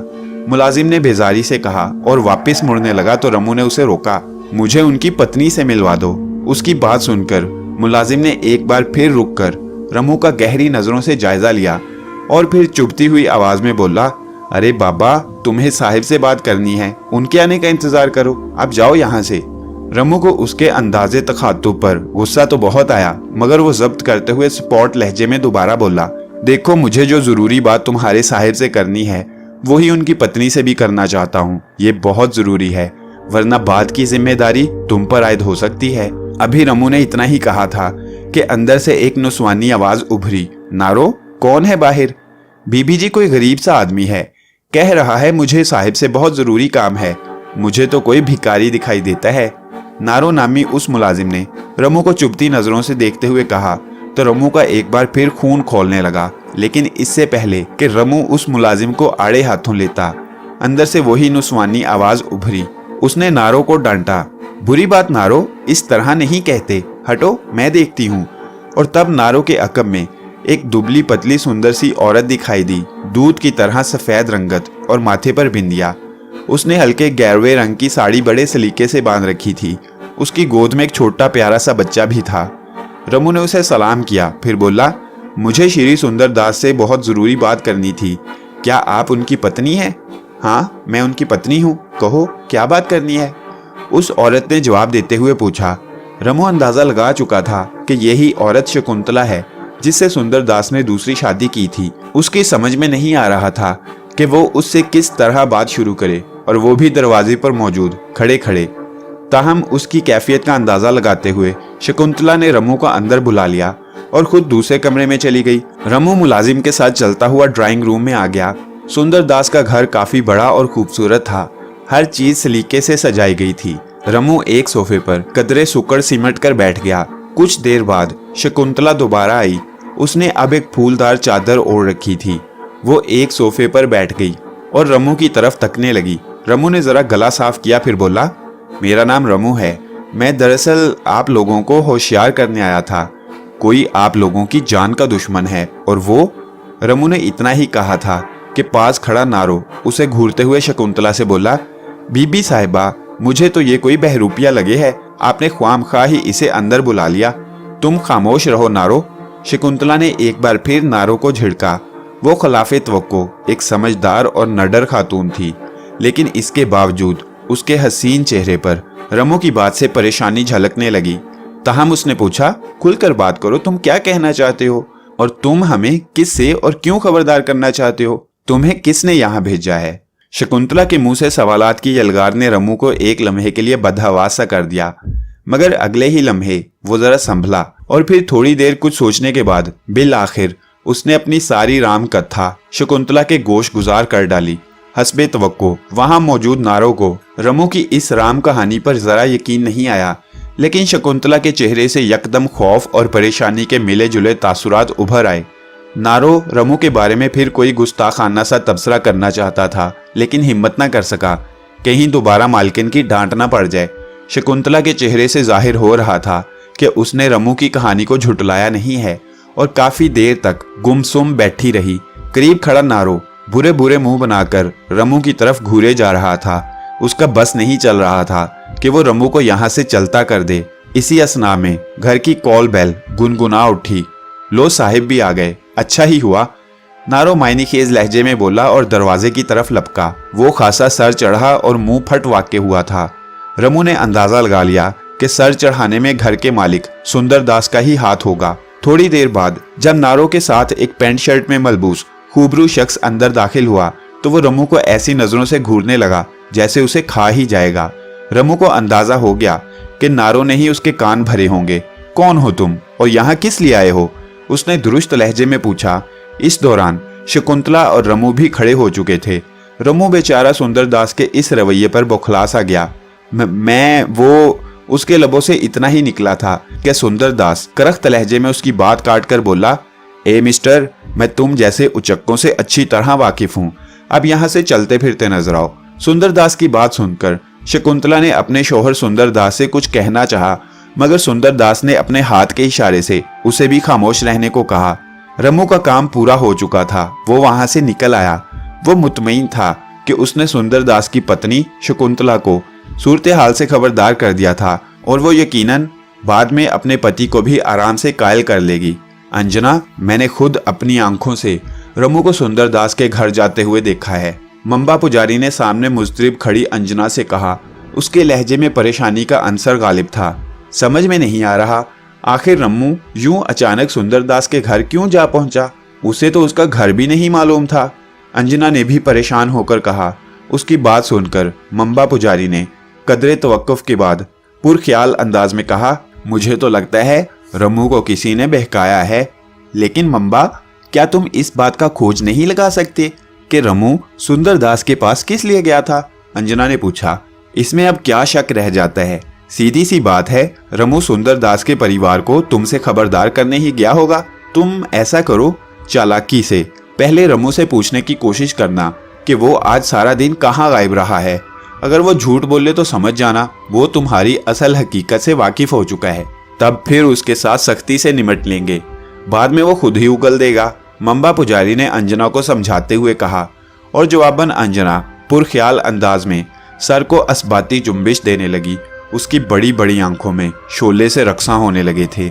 उसके चेहरे से ऐसा महसूस होता था जैसे वो आज रमू का हिसाब भी बेबाक करके छोड़ेगी। फिर इस दौरान रमू आ पहुंचा। अपनी झोंपड़ी में एक पुजारी को देखकर वो बुरी तरह चौंका। तुम कहाँ गए थे? अचानक अंजना ने रमू को घूरते हुए कहा तो रमू ने बगौर अंजना के चेहरे का जायजा लिया। उसे अंजना आज कुछ बदली बदली सी दिखाई दे रही थी। उसके लहजे पर वो हैरान रह गया, कुछ इस वजह से भी कि कहीं अंजना को उस पर किसी किस्म का शक तो नहीं हो गया। लेकिन अब रमू को भी उसकी परवाह नहीं थी, इसलिए वो कंधे उचक कर लापरवाही से बोला, ऐसे ही जरा शहर गया था, घूमने को जी चाहा था आज। तुम शहर घूमने गए थे या सुंदरदास के घर? अंजना ने चुपते हुए लहजे में कहा तो रमू का दिल बेइख्तियार जोर जोर से धड़कने लगा। उसे अंदाजा होने लगा कि अब किसी भी वक्त अंजना अपनी कैंचली बदलने वाली है। अपने भयानक रूप में उसे खौफजदा भी कर सकती थी। लेकिन रमू ने भी दिल में तहैया कर लिया था कि वो जरा नहीं डरेगा। उसे तसल्ली थी कि उसके पास बाबा आली शाह का करामाती तावीज़ है। ताहम फिर वो भी जवाबन वसीले लहजे में अंजना की तरफ देखते हुए बोला, ये तुम क्या कह रही हो और किस लहजे में मुझसे बात कर रही हो? मैं भला सुंदरदास के पास क्या करने जाऊंगा? उसकी बात सुनकर अंजना ने मायनी खेज अंदाज में करीब खड़े मंबा पुजारी के चेहरे की तरफ देखा और जवाबन मंबा पुजारी ने भी उसकी जानिब तकते हुए धीरे से अपना सर मायनी खेज अंदाज में हिलाया। और फिर अगले ही लम्हे रमू ने अपनी जिंदगी का भयानक तरीन मंजर देखा। अंजना का हसीन चेहरा मस्क होने लगा, इतना कि स्याह पड़ गया। लंबे खूबसूरत गेसू सुकड़ सिमट कर मैली चिकट जटाओं की सूरत इख्तियार कर गए। आंखों के दीदे फैलकर बाहर निकल आए और उसके मुंह से लंबी काली दो शाखा जुबान बाहर को लपकने लगी। एक लम्हे को रमू का दिल अंजना की बदली हुई डरावनी शक्लो सूरत पर दहल कर रह गया, मगर अगले ही लम्हे उसने दिल ही दिल में अल्लाह के नाम का विर्द करना शुरू कर दिया। इसी असना में करीब खड़े मंबा पुजारी ने अपना त्रिशूल वाला हाथ बुलंद करके खौफनाक कहकहा लगाया और अंजना का सर उसके कांधे पर घूमने लगा। साथ ही साथ उसके हलक से करीह अंदाज में कहकहे खारिज होने लगे। इस दहशतनाक मंजर से रमू एक बार फिर दहल गया। अगले ही लम्हे अंजना के हलक से खुरखुराती हुई आवाज बुलंद हुई। वो रमू की जानिब शोला बार निगाहों से घूरते हुए बोली, तुम सुंदरदास के पास उसे होशियार करने गए थे। मैं सब जानती हूँ, तुम क्या चाहते हो। उसकी बात सुनकर रमू को भी जोश आ गया। अल्लाह के नाम का विर्द और बाबा आली शाह के दिए हुए तावीज़ ने रमू को काफ़ी हौसलामंद और बेखौफ सा बना दिया था। लिहाजा वो बेखौफी के साथ अंजना के डरावने चेहरे की तरफ तकते हुए बोला, हाँ, मैं तुम्हारी असल हकीकत से वाकिफ हो चुका हूँ। तुमने मेरे हाथों एक अल्लाह वाले बुजुर्ग बाबा आली शाह का नाहक खून करवाया, पर अब मैं तुम्हें भी जिंदा नहीं छोड़ूंगा। रमू की बात सुनकर जैसे अंजना गुस्से से बिफर गई, अगले ही लम्हे उसने अपना मुंह खोला और उसकी दो शाखा जुबान लिप लिपाती हुई बाहर निकली और किसी खौफनाक अजदहे की तरह रमू के चेहरे के सामने थिरकने लगी। वो अजदहा नुमा सांप किसी भी वक्त रमू के चेहरे को डस सकता था, लेकिन रमू ने उसी वक्त अल्लाह का नाम लिया और तावीज वाले बाजू पर हाथ रख दिया। अगले ही लम्हे अजदहे को यूं झटका लगा जैसे उसकी गर्दन किसी गैबी गिरफ्त में आ गई हो। फिर वो अजदहा नुमा जुबान अंजना के मुंह से निकलती चली गई, हत्ता कि अंजना भी झटका खाकर चीखती हुई जमीन बोस होती चली गई। इसी असना में करीब खड़ा मंबा पुजारी त्रिशूल लहराता जारहाना अंदाज में रमू की तरफ बढ़ा। रमू ने अल्लाह का नाम लेकर मंबा पुजारी के हाथ से त्रिशूल खींच लिया और फिर ना जाने रमू के वजूद में इतनी ताकत कैसे आ गई कि उसने अगले ही लम्हे वो आहनी त्रिशूल मंबा पुजारी के मटके की तरह उभरे स्याह पेट में पैवस्त कर दिया। मंबा पुजारी के हलक से ज़िबा होते बैल की सी आवाज़ उभरी और वो ज़मीन बोस होकर तड़पने लगा और ज़रा देर बाद ही साकित हो गया। उधर अंजना बुरी तरह चीख चिल्ला रही थी और अपने दोनों हाथों से अपनी अजदहानुमा लंबी मोटी जुबान को थामे किसी गैबी गिरफ्त से छुड़ाने की कोशिश में मसरूफ थी। उधर रमू पर जैसे खून सवार था। वो अंजना की तरफ लपका, मगर अगले ही लम्हे एक गूंजदार पुरजलाल आवाज उसकी समाज से टकराई और उसके अंजना की तरफ बढ़ते हुए कदम रुक गए। खबरदार, इस चंडाल से दूर रहो, इसे मत हाथ लगाना। रमू इस आवाज पर खड़ा रहा और खामोशी से अंजना की शक्ल देखने लगा। फिर अगले ही लम्हे जैसे उसकी अजदहानुमा जुबान को किसी ने दरमियान से काट डाला। अंजना के हलक से दिल खराश चीख उभरी और अधकटी खून आलूद जुबान जब उसने वापस अपने मुंह के अंदर खींची तो उसका स्याह रो चेहरा और काले होंठ खून से सुरख होकर उसे मजीद डरावना बना रहे थे। इसके बाद अंजना चीखती चिल्लाती झोंपड़ी से बाहर निकल गई। मंबा पुजारी को हलाक करने के बाद रमू की आतिशे इंतकाम को कदरे ठंडक पहुंची थी, मगर अभी वो अंजना को अपने कैफरे किरदार तक पहुंचाने के लिए बेचैन था। उसे अपना वो ख्वाब याद आने लगा जिसमें बाबा आली शाह ने उसे नसीहत करते हुए बताया था कि अंजना जैसी शैतानी रूह का किस तरह खात्मा होगा। उसके लिए उसे एक सुलगता हुआ गड्ढा खोदने की ज़रूरत थी जिसके अंदर अंजना को धकेलना था, लेकिन रमू जानता था कि इस मुशक्कत तलब काम में 2-3 घंटे लग जाएंगे। लिहाजा उसने सबसे पहले गड्ढा बनाने का इरादा किया और फिर कब्रिस्तान के बाहर कोई मुनासिब जगह देखकर खुदाई शुरू कर दी। उस रोज एक अजीब वाक़या हुआ। वो तकरीबन आधा काम कर चुका था। जब वो थका हारा शाम गए अपनी झोंपड़ी में लौटा तो लेटते ही उसे नींद आ गई, लेकिन फिर अचानक रात के न जाने किस पहर उसकी आंख खुली तो कोई बड़ी मुलायमत के साथ उसके सर पर हाथ फेर रहा था। रमू ने चौंक कर लालटेन की रोशनी में देखा। वो बाबा आली शाह थे और बड़ी पुरजलाल सी नजरों से उसकी जानिब तके जा रहे थे। रमू हड़बड़ाकर उठ बैठा। बाबा आली शाह को जिंदा सलामत अपने सामने देखकर पहले तो रमू जरा ठिठका और फिर अगले ही लम्हे उसके चेहरे से खुशी फूटने लगी। बाबा, तुम जिंदा हो? बेख्तियार रमू के होंठों से अल्फाज फिसले। जवाबन बाबा आली शाह अपने बारेश चेहरे पर मुस्कुराहट फेर कर बोले, हाँ बेटा, मैं जिंदा हूँ और तुम्हें एक बात से खबरदार करने आया हूँ। वो ये कि तुम अपने बाजू से ये तावीज़ उतार दो, मैं तुम्हें दूसरा तावीज़ दे दूंगा। बाबा आली शाह की बात सुनकर रमू को अचंभा सा होने लगा, ताहम वो उलझ कर आली शाह से बोला, बाबा, ये तावीज़ आप ही ने तो दिया था, अब आप ही इसे उतरवाने का कह रहे हैं। रमू की बात पर बाबा आली शाह के चेहरे पर कुछ इस्तराब आमेज तासुरात उभरे और तब रमू ने बगौर आली शाह के चेहरे का जायजा लिया और न जाने उसके दिल में क्या आई कि उसने फौरन अपने बाजू पर बंधे तावीज़ पर हाथ रखकर अल्लाह का नाम लिया।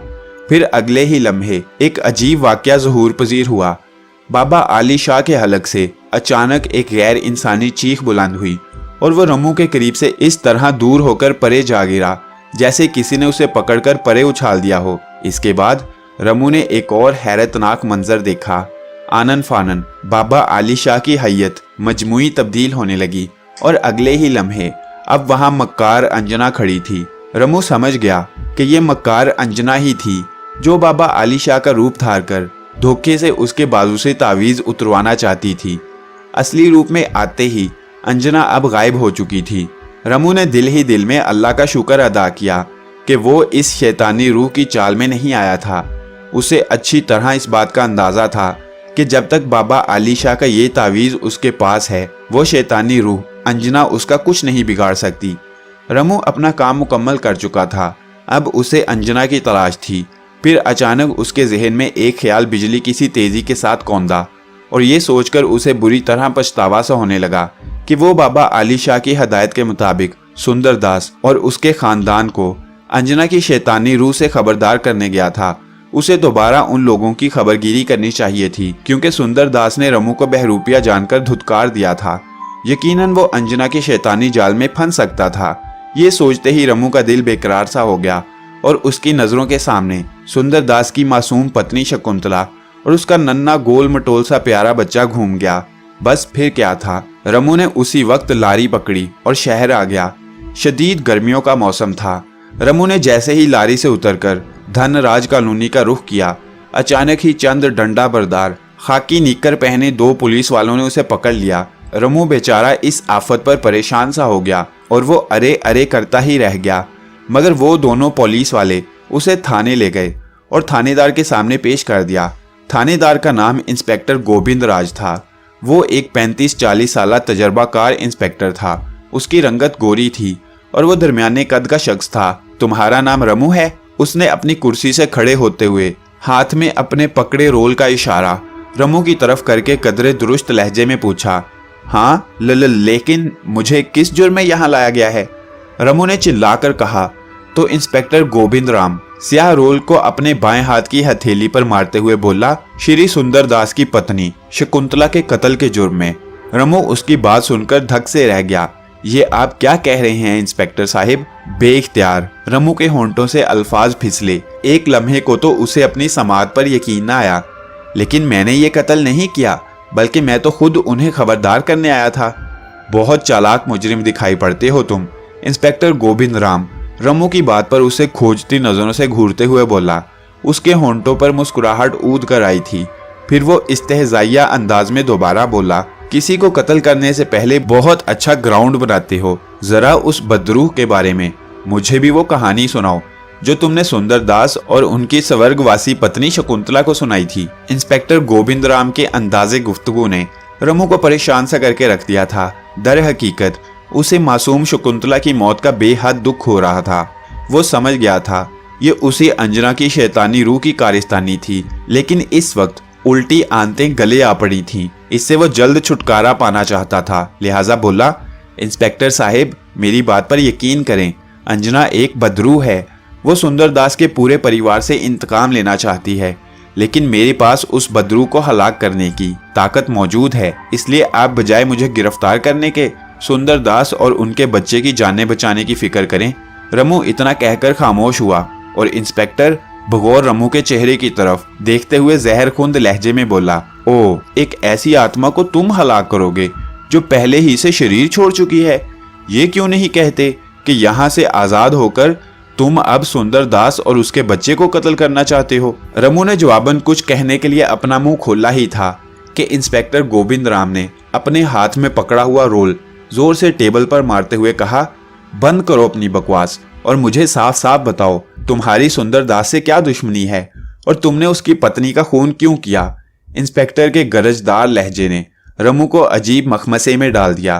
फिर वो बेचारा डरते डरते बोला, इंस्पेक्टर साहिब आप ऐसा करें, सुंदरदास को यहाँ बुला लें।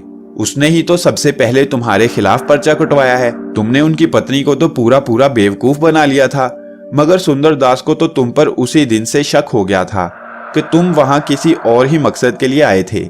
इंस्पेक्टर गोविंद राम ने खा जाने वाली नजरों से रमू की तरफ घूरते हुए कहा, सुंदरदास तो तुम्हें देखते ही तुम्हारी बोटियां नोच लेगा, इसलिए बेहतर है कि मुझे असल हकीकत से आगाह कर दो।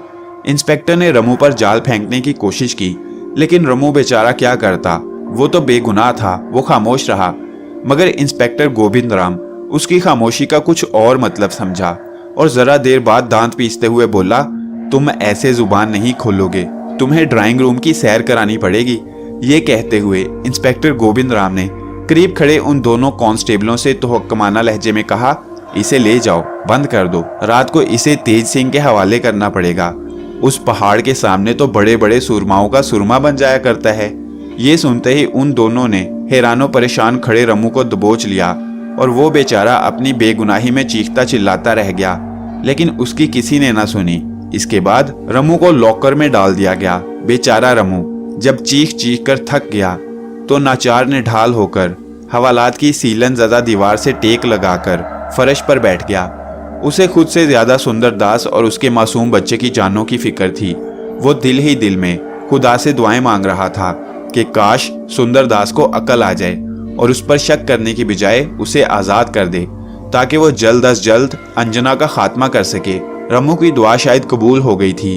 2 कांस्टेबल खामोशी से आए और उसे कैद खाने से निकालकर दोबारा इंस्पेक्टर गोविंद राम के कमरे में ले आए। वहां एक और शख्स भी इंस्पेक्टर के सामने वाली कुर्सी पर बैठा था और खासा मुज़तरिब नजर आ रहा था। रमू उसे देखकर चौंक सा गया। वो सुंदरदास था। खिलाफे तवक्को उसके परेशान हाल बशरे पर उस वक्त गहरा इज़्तिराब तारी था। रमू को देखते ही वो फौरन अपनी कुर्सी से उठ खड़ा हुआ। तो तुम वही हो ना जो उस दिन घर आए थे मेरे? उसने कदरे लड़खड़ाते लहजे में कहा, और रमू कदरे मुतहय्यर होकर उसकी तरफ देखते हुए बोला, हाँ हाँ मैं वही हूँ, लेकिन मैंने तुम्हारी बीवी का खून नहीं किया। हाँ हाँ मुझे मालूम हो गया है, मुझे पता चल गया है, ये सारी कारिस्तानी मूर्ख अंजना की है। इतना कहकर वो इंस्पेक्टर गोविंद राम की तरफ मुतवज्जा हुआ और माजरत ख्वाह लहजे में बोला, इंस्पेक्टर साहिब आपकी बड़ी मेहरबानी, मैं रमू के खिलाफ अपनी रिपोर्ट वापस लेता हूँ और मैं इसी वक्त इसे अपने साथ ले जाना चाहता हूँ। इंस्पेक्टर गोविंद राम ने खामोशी से अपने कंधे उचका दिए और वो रमू और सुंदरदास को इस तरह देखने लगा जैसे दोनों पर उसे पागलपने का शक हो। सुंदरदास रमू को उसी वक्त अपने घर ले आया। रमू को उसके दोस्ताना रवैये पर हैरत और खुशी भी हुई। सुंदरदास ने रमू से पहले माजरत करते हुए अपने रवैये की माफ़ी मांगी, फिर बोला, रमू काश अगर मैं तुम्हारी बातों पर भरोसा कर लेता तो आज मेरी शकुंतला जिंदा होती, लेकिन इस बात का एहसास मुझे अचानक ही हुआ। अंजना की शैतानी आत्मा रात को मेरे बेडरूम में आई थी। उसने शैतानी कह के लगाते हुए मुझे बताया कि शकुंतला को उसी ने गला दबाकर हलाक किया था, तो मैं बजाय खौफजदा होने के तैश में आ गया। लेकिन वो एक शैतानी आत्मा थी, मैं उसका मुकाबला नहीं कर सकता था। उसने मुझसे ये भी कहा था कि वो अगर चाहे तो मुझे भी इसी वक्त हलाक कर सकती है, लेकिन वो मुझे अजियतें दे देकर मारना चाहती है। पहले वो मेरी पत्नी और फिर मेरे मासूम बच्चे राजू को मेरी निगाहों के सामने हलाक करेगी और बाद में मुझे भी जिंदा नहीं छोड़ेगी। उस वक्त तो वो चली गई, मगर मैं परेशान हो गया। फिर अचानक मुझे तुम्हारा ख्याल आया और मैं तुमसे मिलने के लिए बेचैन हो गया। इस दौरान इंस्पेक्टर गोविंद के जरिए मुझे मालूम हुआ कि उन्होंने तुम्हारे खिलाफ की गई रिपोर्ट के मुताबिक तुम्हें गिरफ्तार कर लिया है और यूं मैं तुम्हें छुड़ाने आन पहुंचा। पर भगवान के लिए अगर तुम मुसलमान हो तो अल्लाह की खातिर मुझे और मेरे बच्चे को उस शैतान अंजना से बचा लो। इतनी तफसील बताकर सुंदरदास बेइख्तियार बच्चों की तरह फूट फूट कर रो दिया। रमू को उस पर बड़ा तरस आया और वो आहिस्तगी के साथ दोस्ताना अंदाज में उसके कंधे पर हाथ रखते हुए बोला, अल्हम्दुलिल्लाह मैं मुसलमान हूँ और मुझ पर यह फ़र्ज़ है कि तुम्हें एक शैतानी कुव्वत से बचाने की कोशिश करूँ। इतना कहते हुए रमू ने उसे अंजना का हमेशा के लिए खात्मा करने के सिलसिले में मुख्तसर आगाह कर दिया। नीज़ उसे ये भी मशवरा दिया कि वो अपने बच्चे समेत उसके साथ चलकर रहे जब तक अंजना का मुकम्मल तौर पर खात्मा नहीं हो जाता। अंधा क्या चाहे दो आंखें। सुंदरदास फिलफौर राजी हो गया। उस वक्त रमू ही उसे अपना निजात दहिंदा नजर आ रहा था। सबसे पहले उन्होंने वहां सर जोड़कर एक मंसूबा बनाया और फिर रमू और सुंदरदास अपना थोड़ा बहुत सामान बांधकर बच्चे समेत चल पड़े। रमू भी यही चाहता था कि जब तक अंजना का खात्मा नहीं हो जाता इन दोनों बाप बेटों की जिंदगी उसी के पास महफूज रह सकती है। दूसरी सबसे अहम बात यह थी कि उन दोनों की रमू के यहाँ मौजूदगी की वजह से रमू और अंजना का सामना बहुत जल्द हो सकता था। यानी रमू को अंजना की तलाश करने की ज़रूरत नहीं पड़ती। जिंदगी सभी को अजीज होती है। बेचारे दोनों बाप बेटे अपना आरामदेह घर छोड़कर रमू की उस कब्रिस्तान वाली झोंपड़ी में आन बसे। अंजना को फांसने का उन्होंने एक मंसूबा तश्कील दे दिया था जिस पर उन्होंने आज ही अमल पैरा होने का फैसला कर लिया था। लेकिन इससे पहले सुंदरदास के बेटे राजू को किसी महफूज जगह मुंतकिल करने का मसला आन खड़ा हुआ था, क्योंकि कोई बईद ना था कि अंजना उस मासूम को नुकसान पहुंचा देती। लेकिन फिर जरा सोच विचार के बाद ये मसला भी हल हो गया। रमू ने उस बच्चे को बाबा आली शाह की कुटिया से जरा दूर एक दरगाह के हवाले कर दिया। सबसे पहले रमू और सुंदरदास ने मिलकर गड़े के अंदर और बाहर खुश्क घास और टहनियां फैला दी। फिर शहर से लाए हुए मिट्टी के तेल का आधा कनस्तर अंदर उलट दिया और बाकी करीब ही झाड़ियों में छुपा दिया। अब उन्हें अंजना का इंतजार था। वो रात उन्होंने झोंपड़ी में ही गुजार दी और कोई गैर मामूली वाकया ज़हूर पजीर ना हुआ। ये उससे अगली रात का जिक्र था। सुंदरदास और रमू झोंपड़ी में चारपाई पर बैठे थे। बाहर चांदनी चिटकी हुई थी और गहरा पुरहोल सकूत छाया हुआ था। मंसूबे के मुताबिक रमू ने सुंदरदास को बाहर चलने का इशारा किया। इस दौरान सुंदरदास ने रमू से पूछा, रमू क्या तुम्हें यकीन है कि अंजना इस तरह हमेशा के लिए हलाक हो जाएगी? क्योंकि जहां तक मेरा ख्याल है ऐसी पुरस्रार ताकतों वाली बदरूहें भला ऐसे आम तरीके से कैसे नाबूद हो सकती हैं? उसकी बात सुनकर रमू आहिस्ता से मुस्कुराकर बोला, सुंदर जी, दर हकीकत ऐसी ताकतवर भलाओं की जाने महज छोटी चीजों में पोशीदा होती हैं, मगर असल बात उनका खोज लगाना होता है, और वो खोज मैं लगा चुका हूँ। इसलिए तुम्हें परेशान होने की जरूरत नहीं, क्योंकि अंजना की मौत का राज आग में जलकर भस्म होने में ही है। रमू ने इतना कहा और खामोश हो गया। सुंदर दास को भी कदरे तसल्ली हुई। वो दोनों अब झोंपड़ी से निकलकर कब्रों के दरमियान बनी चांदनी में चमकती टेढ़ी मेढ़ी पगडंडी पर चल रहे थे। फिर कब्रिस्तान के शिकस्ता गेट पर रमू खुद ठहर गया और सुंदर दास को आगे रवाना कर दिया। उसे रवाना करते ही रमू का दिल जाने क्यों अनजाने खदशे के तहत धड़कने लगा।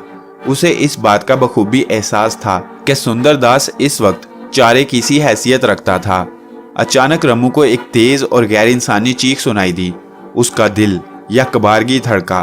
फिर उसने चीख की सिमत दौड़ लगा दी और थोड़ी दूर जाने के बाद वो ठिठक कर रुक गया। सामने का मंजर देखकर उसका दिल हलक में अटक गया। क्या देखता है, उसी डरावनी सूरत अंजना ने सुंदर दास की गर्दन दबोच रखी थी और अपने लंबे लंबे नोकीले दांत उसकी गर्दन में गाड़ने के लिए बढ़ा रही थी। बेचारा सुंदर दास इस खौफो दहशत से बुरी तरह कपकपा रहा था। उस वक्त रमू ने अल्लाह का नाम लेकर अपने बाजू पर बंधे तावीज पर हाथ रखा और अंजना पर छलांग लगा दी। उसके अंजना से टकराने की देर थी कि अंजना को जैसे करंट लगा। उसने एक करीह चीख के साथ सुंदर दास को छोड़ दिया। ठीक उसी वक्त रमू सुंदर दास को मुखातिब करके जोर से चिल्लाया, गड्ढे की तरफ भागो। सुंदर दास अंजना की गिरफ्त से आज़ाद होते ही रमू की हदायत पर दौड़ पड़ा और तवक्को के ऐन मुताबिक अंजना अपने शिकार को फरार होता देखकर उसके अकब में दौड़ी और फिर रमू अंजना के अकब में हो लिया। वो दिल में यही दुआएं मांग रहा था कि सुंदर दास कमाल होशियारी के साथ अंजना को गड्ढे में धकेल दे। और फिर यही हुआ।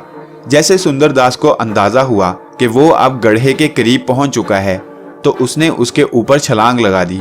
उधर बेतहाशा दौड़ती और शैतानी कहकहे लगाती हुई अंजना का जैसे ही पांव गड्ढे के ऊपर आया, तो अगले ही लम्हे उसे यूं लगा जैसे उसके नीचे से जमीन निकल गई हो। वो गड्ढे के अंदर जा गिरी थी। उसके अकब में आते रमू ने आनन फानन करीब रखे कनस्तर को गड्ढे में भरी खुश्क झाड़ियों के अंदर दबी अंजना के ऊपर उंडेल दिया और फुर्ती के साथ माचिस निकालकर सलाई दिखा दी।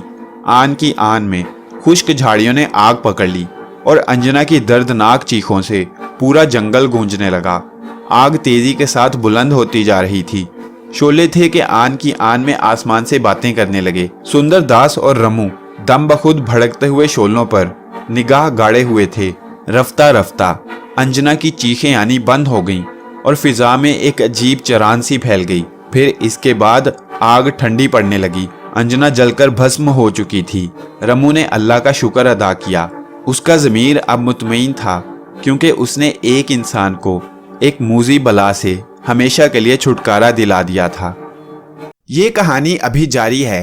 वीडियो पसंद आई तो लाइक करें, चैनल को सब्सक्राइब करें और वीडियो को ज़्यादा से ज़्यादा शेयर करें। मिलते हैं अगली वीडियो में। अल्लाह हाफिज।